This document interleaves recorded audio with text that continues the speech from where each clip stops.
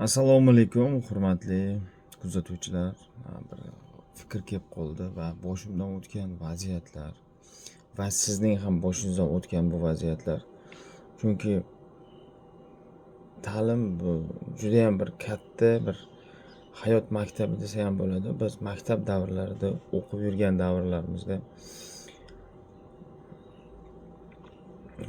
birinchi prezidentimizdan keyingi ikkinchi prezidentimiz Shavkat Mirziyoyevdan keyingi holatlar yaxshilangan, lekin birinchi prezidentimiz davrlarida to'g'risini aytsak shunaqa illatlar hali ham bor.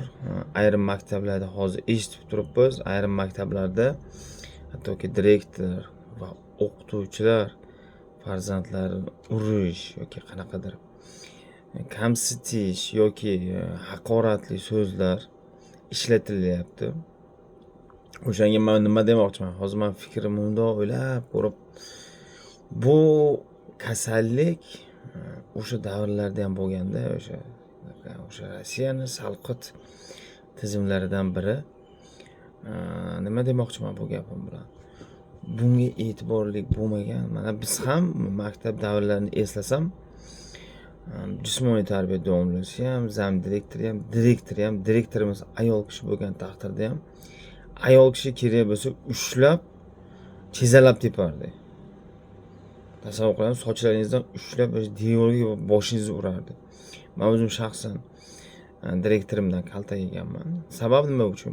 Maktabga bormaganligim sababli. Endi men bir narsani aytib o'taman. Maktabga nimaga sen bormagansan? Seni xatoying-ku deganda, biz maktab davrida juda qiyinchilikda o'sganmiz. Men maktab davrida ishlardim. Majbur bo'lardim maktabga bormaslikka. Chunki biz ishlamasak hayot kechirish juda og'ir bo'lgan. Maktabga borsangiz, nimaga maktabga kelmading deb keyin direktorga olib chiqar, direktor urardi. Zam direktori ham urardi, jismoniy tarbiya domlasi ham urardi. Juda ham bir strogi bir nima desa bo'ladi, bir turmada yashaganday yashardim. Maktabga borsam xuddi shunaqa tasavvur qilardim o'zimcha. Sabab turtilaverardim. Tushunyapsizlarmi? Men o'zim maktabda juda yuvosh o'sganman. Unchalik odamlar bilan ishim bo'lmagan sababki juda ham anavi-da qanaqa tushuntirib bersam bo'ladi. O'ta endi xursand davrlaringiz bo'ladi, lekin atak ko'proq o'sha o'qituvchilardan va direktorimdan juda qattiq norozi bo'lganman. Sababki men oilaviy sharoitimni bilmasdan turib, nimaga maktabga kelmading deb urishaverardi. Sababi borki, men bormasligimmi? Chunki men ro'zg'orga, oilamga uchun pul topishga harakat qilardim. Choyxonalarda ishlardim. Bu narsalar endi aytilish yoki aytilmaslik, bu hayotimda kechirgan narsalarimda. O'sha uchun mana shu kasallik, mana shu illat hozir ham bor. Ayrim o'qituvchilarda bu narsa qolgan. O'sha uchun farzandlaringizga e'tibor bering. O'ylamang, meni farzandimni urmasdan ham tarbiya qilsa bo'ladi. Yaxshilab bo'ladi. Aynan o'qituvchi urib sizga tarbiyalab berishi shart emas o'zi aslida. Bu aytadiki, "Ey, mana o'qituvchilarga borsangiz bir gap topib olgan. Biz ilgari bolalari dedi, yaxshi tarbiya qiladi, yaxshi o'qitardi. Hammasini uraverib borku, mana miyasini qatig'ini chiqarib olgan eski o'qituvchilar. Tizimini rasvo qilib, bola zaharlanib bo'lgan, bola qo'rqoq bo'lib qolgan. Tushunyapsizlarmi? U o'zicha erkin fikrla olmaydi, adolati yo'q. Faqat bitta robotga o'xshab buyrug'i bajaradigan insonlarga aylanib qolganmiz. Bizda emin erkin, maza qilib, nima desa bo'ladi, fikrlaydigan, mana miya jihatdan kengroq fikrlaydigan inson yaratmagan, qul yaratgan. Eshityapsizlarmi? Biz O'zbekistonga ilmli odam kerak emas. Xuddi o'sha paytda xuddi shunaqa bo'lgan. Endi hozirgi davrda o'zgarishlar bor. Hozir ham bor. Bo'lyapti shunaqa illat. Ayrim insonlar, qaysidir vazirliklar buni prosta taga aytyapman. Balki shu narsani xohlar. Lekin insonni ongi qancha rivojlangan sari davlat rivojlanadi. Sizlar o'ylaysiz, qulni boshqarish osonda. Yo'q. Qulluq 200 yil ishlarsiz, 300 yil ishlarsiz. Foydasi yo'q u. Qulni boshqarganda unda ilmli odam o'zi qiziqib, o'zi shu sohani mutaxassisi bo'lib, bir ishni zo'r qilsa yaxshi emasmi?